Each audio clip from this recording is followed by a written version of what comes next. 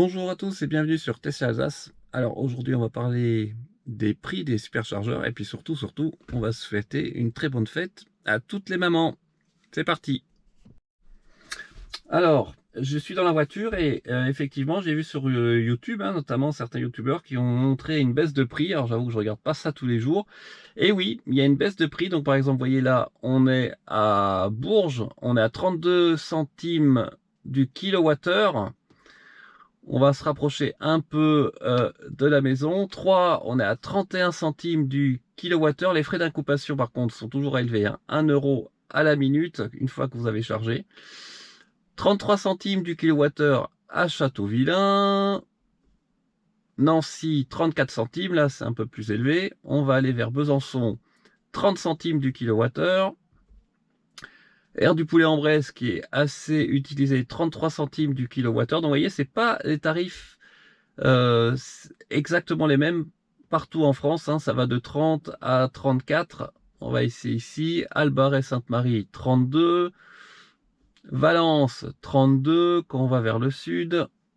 Avignon, 34. Là, c'est une baisse de 10%. 29 centimes d'euros à Aix-en-Provence. Ça, c'est intéressant parce qu'on est carrément sous les 30 centimes. Donc, ça fait comme une baisse de plus de 20% par rapport au tarif précédent. 35 centimes juste à quel kilomètre près. Alors, est-ce qu'il y a une taxe au niveau de la station-service? C'est intéressant. On va regarder à Vidauban, 35 centimes aussi. Là, on est sur une station-service. Mougins, 32, c'est un peu moins cher, mais là, c'est au niveau d'un hôtel. Près d'autoroute. Quelle-sur-Mer, on a 34 centimes. Nice, alors c'est intéressant parce que là c'est sur un parking. 28 centimes, vous voyez, c'est hors autoroute là. On est carrément presque à 24 centimes d'euros, c'est incroyable. Donc ça vraiment, c'est vraiment moins cher. Toulon, 30 centimes.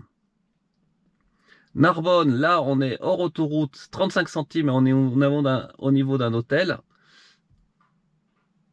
Keilar, 34 centimes d'euros. On va essayer d'aller vers Toulouse. 34 centimes d'euros. Celui de Pau, on va vérifier.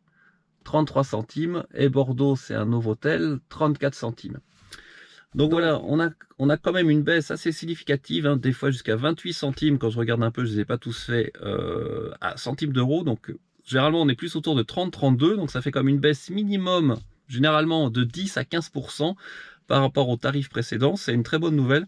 Alors la grosse question, c'est pourquoi? Honnêtement, j'ai pas la réponse à cette question. Est-ce que le tarif de gros a baissé? J'avoue que je connais pas le tarif de gros pour les industriels. C'est pas, mais on voit en tout cas qu'il y a des différences entre les aires d'autoroute a priori et les superchargeurs hors autoroute. Est-ce que c'est pour rendre le prix d'appel plus intéressant par rapport à Ionity, sachant que là maintenant, ouais, par rapport à une Tesla, si vous faites un 2080, 2060, vous êtes vraiment moins cher maintenant. Si vous êtes à 30 centimes, il n'y a pas photo. On va voir. Alors qu'il y a d'autres superchargeurs à financer en France, notamment j'ai vu comment ils allaient augmenter la capacité parce que c'était pas mal bouché pour le premier week-end hors confinement. Il y a quelques semaines, là c'était vraiment plein. Clermont aussi, ils augmentent significativement parce que c'est un point central qui est souvent très occupé.